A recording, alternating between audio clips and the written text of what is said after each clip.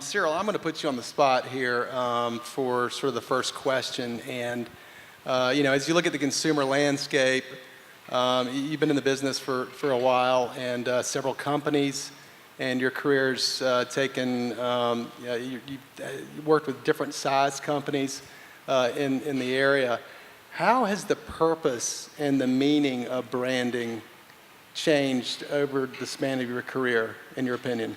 Yeah, it's an interesting question, and in fact, I was thinking to myself what the relevance would be of a branding discussion to an audience that's largely made up of people who are in the U.S.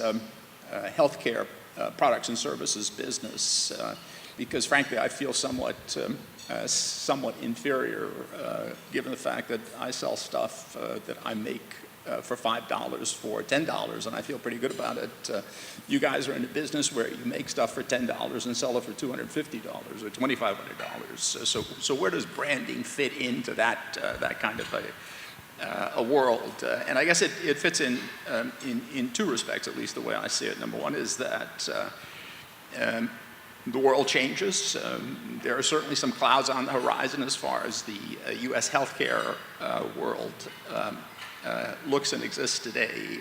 So change is certainly possible, and I think branding can play an important role in helping to manage that possible change. And the second thing is branding really is a way of capitalizing an investment that you're making anyway. So whether or not you're conscious of it, you're in the process of trying to get trial and repeat. You're trying to get people to try your product, and then you need to persuade them to purchase the product subsequently.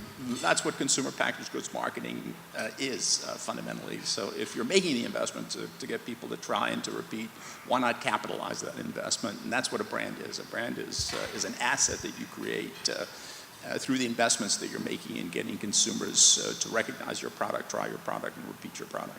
When you're looking at advertising and branding your product, the techniques have changed over time, and the ways you reach the consumer have changed over time.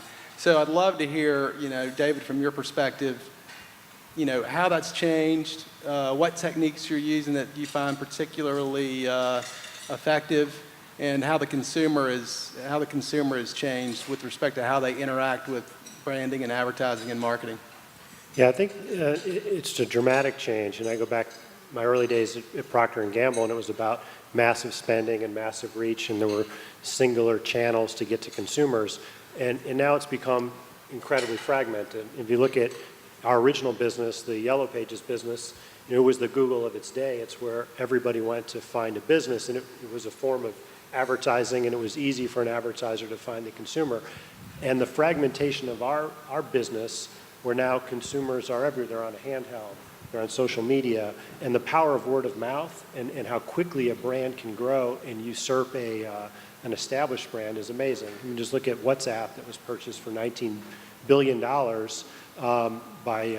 Facebook, spent no money on advertising. So what I would say is, first and foremost, what we think about is it's got to start with the product.